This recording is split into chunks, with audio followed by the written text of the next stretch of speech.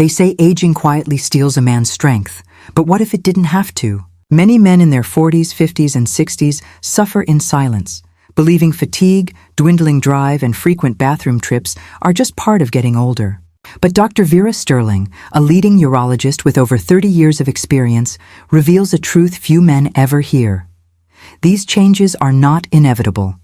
They're signals, messages from your body begging for attention.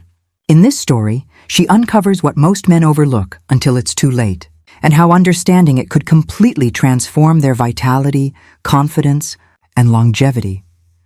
The late afternoon sun spilled across Dr. Vera Sterling's consultation room, catching the gentle shine of the anatomical models neatly arranged on her desk. Behind her calm demeanor was a lifetime of listening to men speak of their quiet worries rarely voiced in public. Men who once prided themselves on control, on reliability, now sat before her, uncertain, embarrassed, and afraid of what their own bodies were beginning to tell them. For Dr. Sterling, each consultation was more than a medical evaluation. It was a window into a man's story, his habits, fears, and the long years of dismissing small signs. She knew that most men never came to a urologist until symptoms became impossible to ignore. Nighttime urination that interrupted sleep, a fading stream that took longer each year, or the creeping loss of intimacy that began to feel like shame instead of aging. But beneath every story lay a pattern, one that Dr. Sterling had devoted her career to understanding. It wasn't simply about the prostate or testosterone, it was about the interconnectedness of a man's entire system, his hormonal balance, vascular health, mental resilience, and lifestyle choices. The urinary system, she often said, was like a barometer of overall male well-being. When it faltered, it was usually echoing a deeper imbalance. One particular patient had changed her perspective entirely, a man in his late 50s named Harold. He came in believing he had an enlarged prostate, but the truth went far beyond that. His blood pressure was erratic, his sugar levels borderline diabetic, and he hadn't exercised regularly in 2 decades. What Harold mistook for just getting older was actually a cascade of small breakdowns, each feeding the next. His low testosterone had weakened his bladder tone and energy levels. His excess weight was compressing his pelvic nerves. His stress, untreated and constant, had spiked cortisol, further depleting hormonal health. Dr. Sterling realized that Harold wasn't just a patient. He was every man who had been told, "You're fine for your age." That phrase, she thought, was one of the most dangerous sentences in modern medicine. It made men stop asking questions. It made them accept preventable decline as destiny. Through her years of research, Dr. Sterling began to teach that the key to men's urinary and sexual health wasn't found in one pill or quick fix.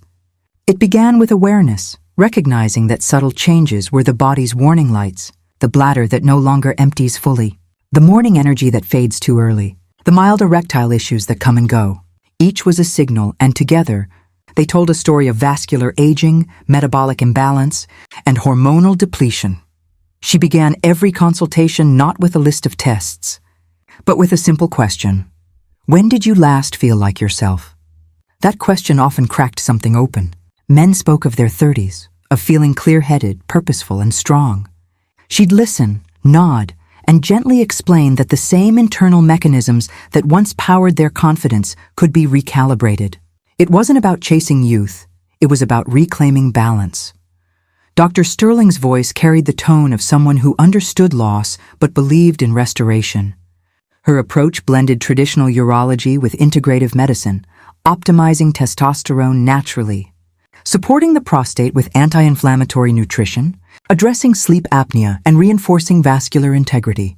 She explained how reduced nitric oxide, increased insulin resistance, and chronic stress created the perfect storm that men mistakenly called aging. Every story reminded her that men's health was more than anatomy. It was emotion, pride, and silence intertwined. When men lost control of their body, they lost something deeper, a sense of identity, and it was her mission to restore it. That evening, after another long day, Dr. Sterling sat alone reviewing case notes. She paused on a file labeled Early Intervention Protocol.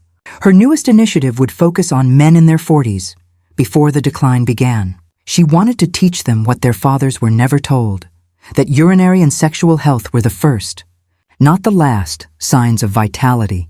As she typed her next lecture outline, she thought of all the men who still didn't know, the ones who joked about getting up at night, who quietly worried when desire faded, who chalked it all up to the years catching up.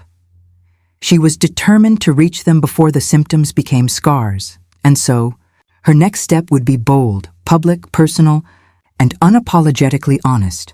The following week, Dr. Vera Sterling stood at the edge of a crowded auditorium, rows of men from every walk of life filling the seats before her. She had seen these faces 1,000 times in her clinic, confident, capable men whose quiet discomfort lingered beneath the surface. They were husbands, fathers, grandfathers, each carrying a mix of curiosity and unease. The title projected behind her read, "Men Don't Know This, What Your Body's Been Trying to Tell You." Her talk began not with charts or slides, but with a story. She spoke of Harold, the man who believed his prostate was the problem, but discovered that his entire system was sending distress signals. She explained how urinary issues rarely begin in the bladder alone. They begin in the microcirculation, the tiny vessels that feed both the prostate and the sexual organs. Over years, those vessels narrow silently under the influence of poor diet, inactivity, and unregulated stress. As the audience leaned forward, Dr. Sterling's voice softened. She told them that the bladder and prostate were not isolated organs. They were reflections of vascular and hormonal integrity.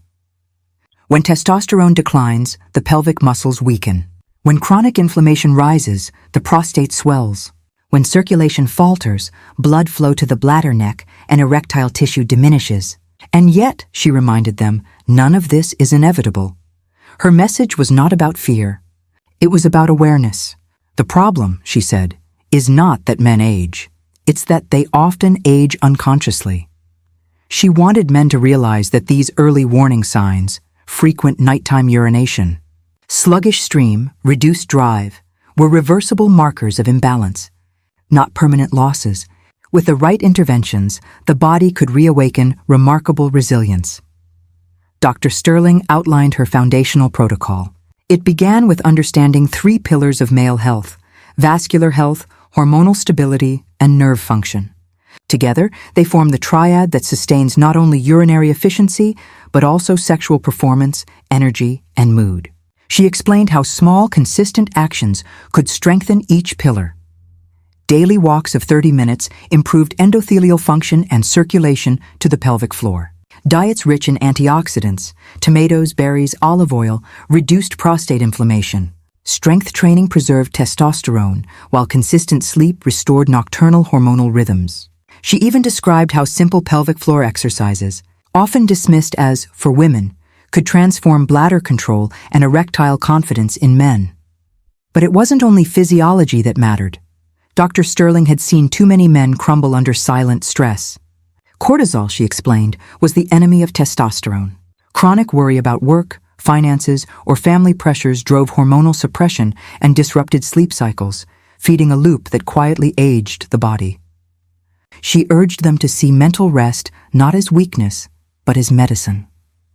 The room was silent as she described another patient, a retired officer who had lived with urgency, fatigue, and depression for years.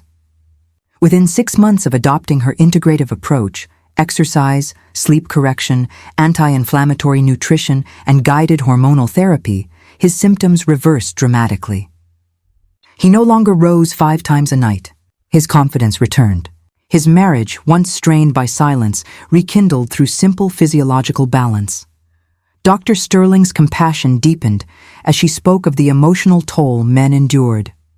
"When you lose control of your body," she said softly, "you often lose the part of yourself that feels capable of leading, loving, and living fully." She wanted them to understand that reclaiming health wasn't vanity, it was restoration of self-respect. In her closing remarks, she introduced the concept of preventive urology for men. The philosophy was simple yet radical. Men should see a urologist before they develop problems, just as women routinely visit gynecologists. Routine assessments of testosterone, prostate-specific antigen, PSA, and metabolic panels could identify imbalances long before symptoms began. The earlier we act, she said, the easier it is to stay strong. After the talk, men lingered in quiet clusters. Some asked practical questions about supplements and therapy. Others simply nodded, absorbing the truth that had long gone unspoken. For many, it was the first time they had heard a physician speak not about decline, but about potential. That night, as Dr. Sterling drove home, she reflected on how far men's medicine had come, and how far it still needed to go. Society had long taught men to ignore vulnerability, to endure rather than inquire. But endurance without understanding was suffering in disguise.